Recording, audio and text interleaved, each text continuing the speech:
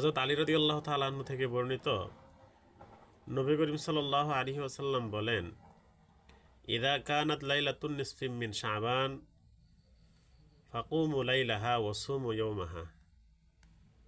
ইযা কানাত লাইলাতুন নিসফি মিন শাবান, যখন শাবানের 15তম রাত্রি চলে আসে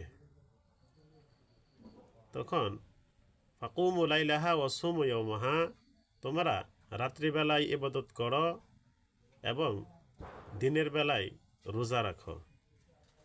ফাইনাল্লাহ সুবহানাহু ওয়া তাআলা ইয়ানজিলু ফিহা বিগুরুবিশ শামসি ইলা সামাইদ দুনিয়া, কেননা আল্লাহ সুবহানাহু ওয়া তাআলা যখন সূর্য ডুবে যায় তখন তিনি প্রথম আসমানে চলে আসেন।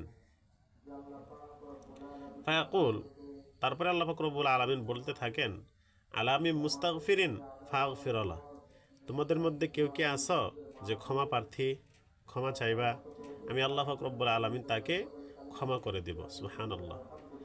তারপরে আল্লাহ পাক রব্বুল আলামিন বলতে থাকেন, আলামি মুস্তারজিকিন, তোমাদের মধ্যে কেউ কি আছো যে রিজিকের সমস্যায় ভুগতেছ, ফারজুকা, আমার কাছে চাও, আমি আল্লাহ পাক রব্বুল আলামিন তাকে রিজিকের ব্যবস্থা করে দিব। সুবহানাল্লাহ।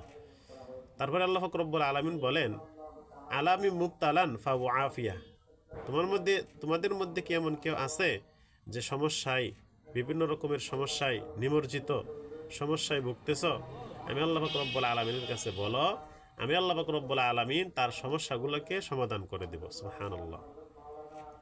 আলা কাদা হাত্তা ইয়াতলু আল ফাজর, আল্লাহ পাক রব্বুল আলামিন এমন ভাবে বিভিন্ন ধরনের কথা বলতে থাকেন আর বান্দাদেরকে ডাকতে থাকেন।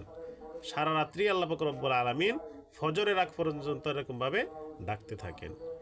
তো